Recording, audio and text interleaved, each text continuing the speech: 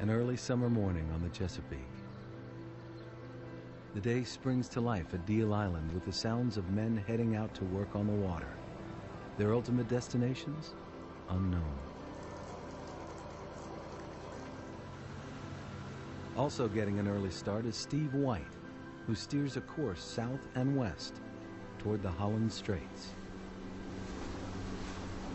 But White's not fishing. Like most days, he's motoring across Tangier Sound, heading for his usual destination. Holland Island, an isolated wedge of mud and sand, once home to rugged Chesapeake watermen.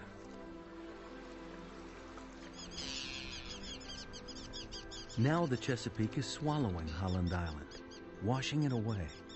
It's slowly disappearing, like hundreds of other Chesapeake Islands have, melting into the bay with each ripple of time and tide. White visited as a boy, returned years later, and finally bought most of this drowning island in the 1990s. Right now, his goal is to save the remaining structure, the old Grant House, nearly swept off the island by Hurricane Isabel in 2003. I've had several people say, you can't fight nature. Why are you trying to do this when you know the island's going to be taken away? Well, I can't accept that. He hopes preserving and restoring the historic house will attract the public support he needs to fund restoration of the entire island to its original size. A daunting task, even for an optimist like White. At this point is the most critical of all because it has the last remaining house of 60 on this island, and Hurricane Isabel damaged it terribly. It went right through it. So we're trying, at the same time we're trying to fix up the house, we're trying to protect the house by building up the shoreline on the bay side. All because nature has a plan for Holland Island. When settled in the late 1600s, the wooded island was 225 acres. One part, known as the Western Ridge, rose more than 40 feet above sea level, but storms and waves were too much for the island. Residents saw large-scale effects from erosion in the late 1800s, but they were powerless to stop it. Today, the island is broken into 3 sections. Much of where a thriving fishing village stood is gone. White believes the government could restore the island using dredged materials from the bay and new environmental restoration technologies, much like Poplar Island's reconstruction north of here. But time is running out. This island is really eroding away very quickly. And Isabel, which came through 3 years ago, it seemed to accelerate everything. In this area, we lost 75 feet of shore in 2 years, including very important points of land that was jutting out that helped protect the coast and help accrue soil. And the island is losing 1 or 2 acres a year, and in some cases more than that. You have to fight it. You can fight it technically and strategically, and you can win. But it takes will, it takes money, it takes people with a positive attitude, not the naysayers. White, who's a retired Methodist minister, is motivated by the strong emotional bond he's formed with the island, its history, and its long-past residents. He also worries about habitat and about the birds that pack the island in summer. This island is probably the most densely populated with wildlife of any island in the bay. There are probably 2,000 pelicans here right now, nesting all over the place. There's a heron rookery, a herring gull rookery, blackback gull rookery, a tern rookery. There's 2 eagles' nests on the island, 4 or 5 osprey nests. And they were chased from Spring Island, the pelicans were, by Hurricane Isabel scouring the land. They came over here. Now, if this disappears, where are they going to go? Where's the wildlife going to find habitat suitable? Away from subdivisions. And they need nesting material, which they find here. And when islands like this go, they no longer have it. They're stressed to death right now. What the birds are witnessing is the island's long decline coming to a slow close.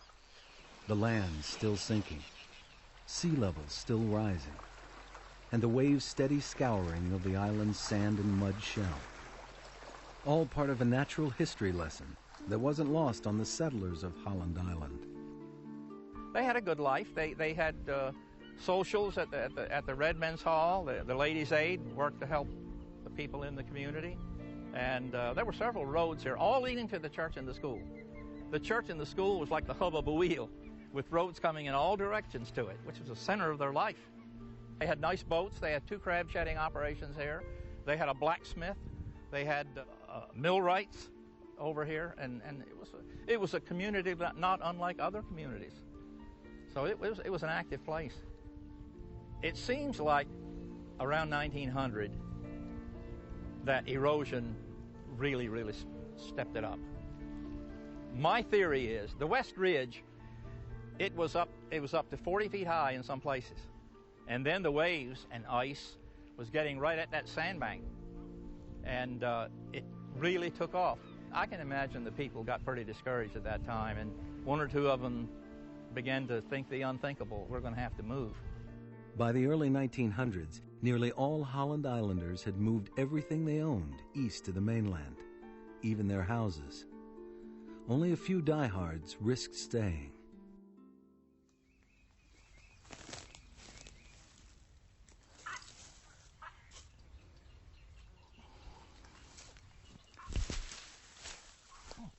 For White, the most important islanders are the ones who were left behind. And here is where Effie Lee and her mother are buried.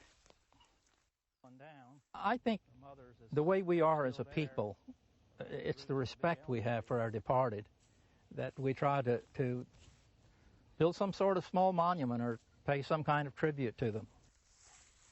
In memory of Effie L. Wilson, daughter of John W. and Annie A. Wilson. Born January 16th, 1880. I don't like to see one of the graves wash out.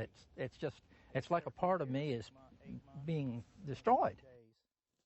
Her epitaph reads, "Forget-me-not is all I ask. I could not ask for more than to be cherished by my friends so loving and so dear.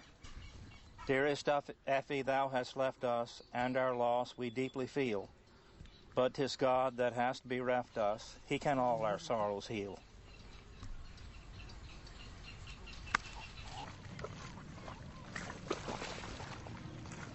Steve White will continue to fight for Holland Island, but he'd gladly give it all away. Yes, indeed, because that's more important than me owning it. All he wants in return is a promise that the island's past and future are kept safe from the relentless waves of Chesapeake Bay.